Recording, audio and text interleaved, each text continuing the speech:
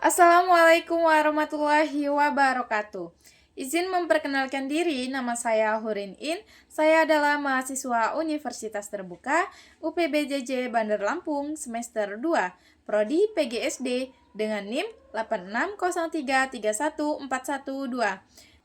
Jadi di video kali ini saya akan membedah sesuatu yang sangat fundamental namun sering terlupakan, yaitu bagaimana filsafat ilmu memperkuat eksistensi ilmu pendidikan. Tanpa landasan berpikir yang kuat, ilmu pendidikan hanyalah sebuah rutinitas. Namun, dengan filsafat ilmu, pendidikan menjadi ilmu yang sangat bermakna. Pada video ini, saya akan membedah 4 poin.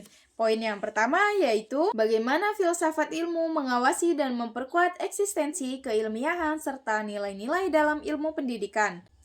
Jadi, filsafat ilmu itu berperan sebagai pengawas yang memastikan bahwa pendidikan itu memiliki landasan ilmiah yang jelas, seperti apa objeknya dan bagaimana cara membuktikan kebenarannya.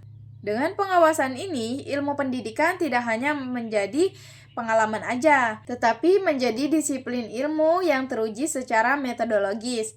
Poin yang kedua, bagaimana pendidikan yang bermakna dan bernilai turut memperkuat perkembangan filsafat ilmu. Hubungan keduanya itu bersifat timbal balik.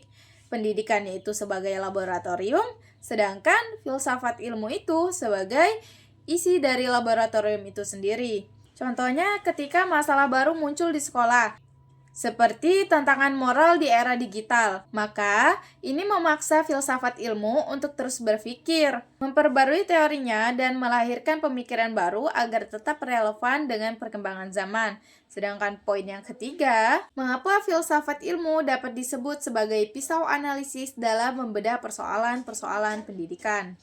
Dalam membedah masalah pendidikan, kita menggunakan 3 pisau analisis, yaitu ontologi, epistemologi, dan aksiologi. Ontologi berperan sebagai apa hakikat anak didik. Secara epistemologi, kita mencari bagaimana cara belajar yang paling efektif untuk anak didik. Dan secara ontologi, kita mengenal bagaimana nilai dan karakter yang akan kita bangun. Poin yang terakhir yaitu contoh konkret penerapan filsafat ilmu dalam praktik pendidikan, misalnya dalam kebijakan, kurikulum, atau proses pembelajaran. Kita ambil contoh dari kurikulum Merdeka.